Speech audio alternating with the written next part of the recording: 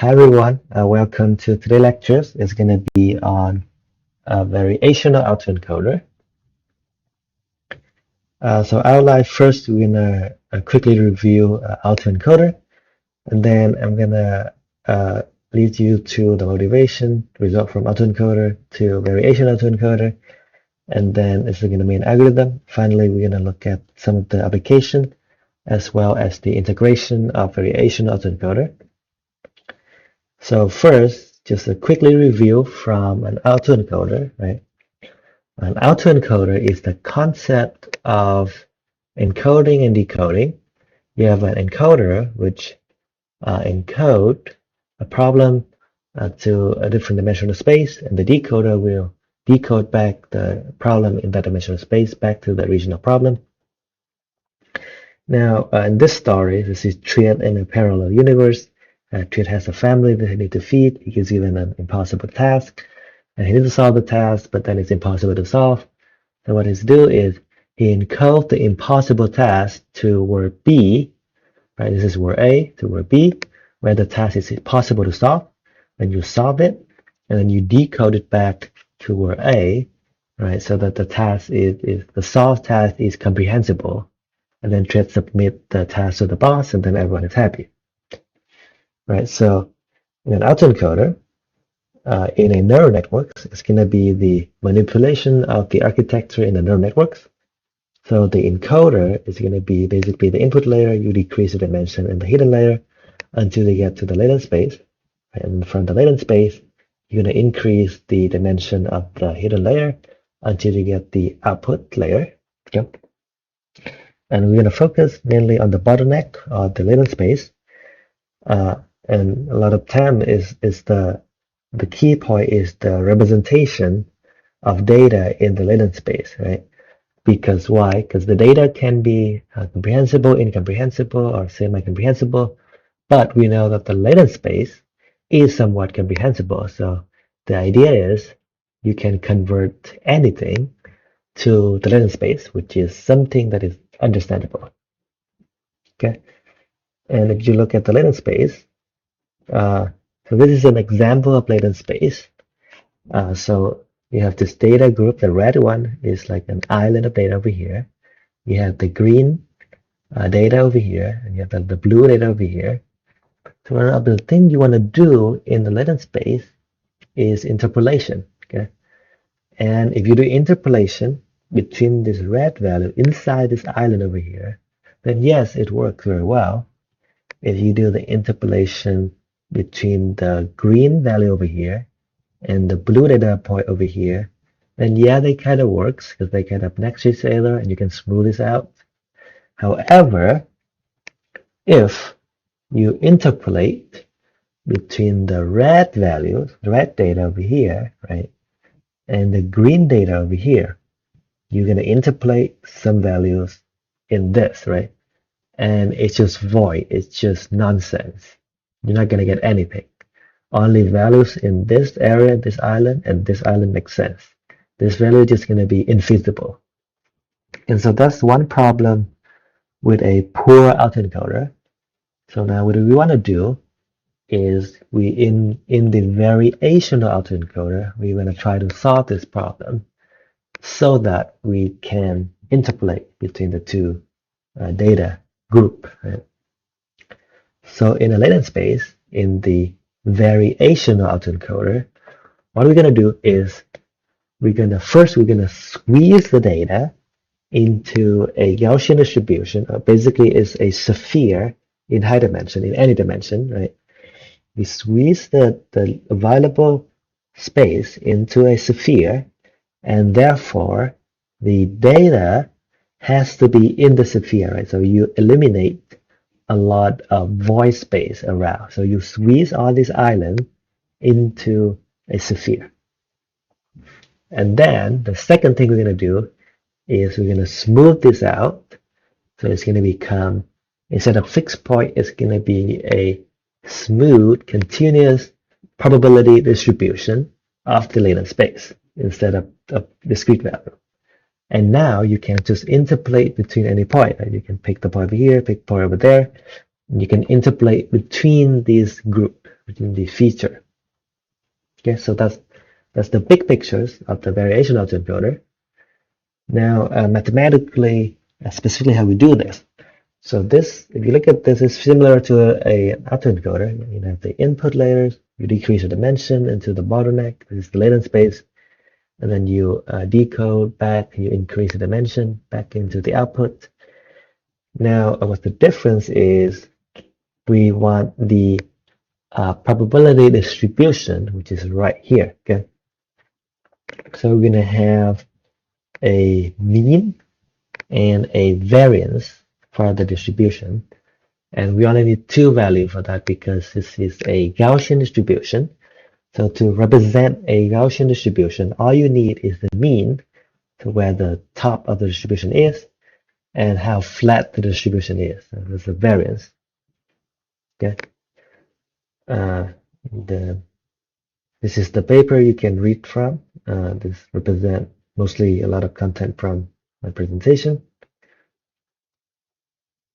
And then variational autoencoder is actually a very fundamental model in generative AI. Okay, so if you want to generate new data, all you need to do is you can take a sample from the distribution and get the latent space, and then you decode it, and then you generate new data.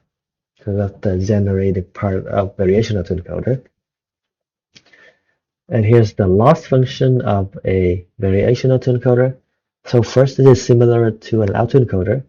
We have the reconstruction loss. So it's going to be the similarity between x, which is the input layer, and x hat, which is the output layer. So you want the input and output to be the same. It's built up on autoencoder, right? So that's the whole point. And second thing is going to be, the second term is the regularizer. The regularizer is going to be the KL divergence. This is a KL divergence is basically a statistical distance between two distribution. Usually, root mean square stuff is basically the distance between 2 points. But now you don't have point, you have distribution. So it's basically just like the distance between the distribution instead of a point. Okay, and the distribution is going to be the probability distribution predicted by the encoder neural networks, right? So this is the encoder. It maps x, which is the input, to z, which is the latent space. So this is the encoder part. So the probability distribution predicted by it. So the endpoint, so this is the mean and variance over here.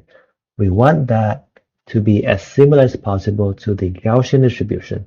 So this is the spherical that we're trying to squeeze all the data in. Okay. If you look at a different loss, so this is only the reconstruction loss. So this is only this term right here. Then you have the data is everywhere, and you can see a lot of island right over here. If you interpolate between this point and this point, you can get a void in between. It doesn't make any sense. So if you only have the KL divergence, it's just a mess, right? You don't even have a loss. If you only have the regularizer, it's the KL divergence, it doesn't make any meaningful trend in the latent space. And so the best case is the combination, both the reconstruction loss and the KL divergence, right? So you can see that you can group them together, but also they kind of squeeze into this spherical space, right? And they kind of smooth out, so you can interpolate between these data. Now, another thing that you need to know about variational autoencoder is the reparameterization trick. So if you look into, there's a problem from this. This is the mean and variance. It's basically the distribution. And you take a sample from the distribution, and these are stochastic, right? So it's a probability. So it's impossible to calculate the derivative if it's stochastic, right? So how do you do that? So a trick we do is the reparameterization trick. So originally, it's just going to be The mu and sigma. Mu is the mean, sigma variance. This is the mean and the variance. And these are a deterministic node after training, right? And then it is just a distribution, represent the distribution. And D is little space. You take a sampling from the distribution. So Z is going to be stochastic, random, right? Because you take a sample from a probability distribution. So every time you take the sample, it's going to be a different sample. But now you can't really do backpropagation, do gradient with this. So because the gradient going to change every time you do a different sampling, right? So what we do is we reparameterize it. So we add an epsilon as a third variable. So this epsilon is the stochastic node, and we don't need to train it. We don't train epsilon. It's basically a random value from 0 to 1, between 0 and 1, and then the limit space. Before it's just going to be the mean plus variance, but now it's going to be mean plus variance, and then element-wise dot product multiplied by epsilon. So by adding another variable, we move the randomness to this variable, to 0 to 1, and we don't need to train this variable, and so we don't need the derivative for this, right? So we can just find the gradient descent, the derivative, partial derivative as usual, between z, the mean, and then the variance. All right, next is the applications. First of all, generative AI is one of the most fundamental model for generative AI. Okay, variational autoencoder. Also against the diffusion, and so a sequential side as well. But on this side of the topic, then it's a very good model. Also, not so obvious, but it can also do outlier detection. So what you can do is you can add a new data point in, and if it has a high reconstruction loss, you know that it's an outlier. But it is not used very common to my knowledge. Most application is for generative AI. It's a fundamental model again, but it can generate some good data, but usually for state of the art, it's going to be a more complicated model that build on top of variational autoencoder, right? And some integration. Again, these are models that build on top of variational autoencoder. Okay, one of them is VAE GANs. So GANs is another generative model. So they're combining variational autoencoder and GANs model. This is basically the GAN model. They basically put the variation autoencoder as the generative part of the GANs model. Or graph variation autoencoder. This is the combination of graph neural networks and variation autoencoder, right? And then you can use this to generate new graph. And it actually one of the paper I wrote recently was on this. This is a generative model for propulsion architecture, for hybrid aircraft propulsion architectures. Because the hybrid propulsion architecture, they are basically just graph, right? Then we can use this generative model to generate new graph data. This is some another integration, right? Is convolutional variational autoencoder. So there's another term for the conditional. So it's a little complicated, but you have the data label, and then you add the label in the process of encoder. So you have the label in the latent space, and then you can change the label to get different value in the latent space. And in this sense, you can move around in the latent space with the label data. So if you look at the right figures, that's actually one example I did for aircraft in latent space. So the label is going to be the top level requirement, and then the data is just going to be the aircraft key parameters, right? So this is a convolutional variational autoencoder. So I encode them to the latent space and then decode them back.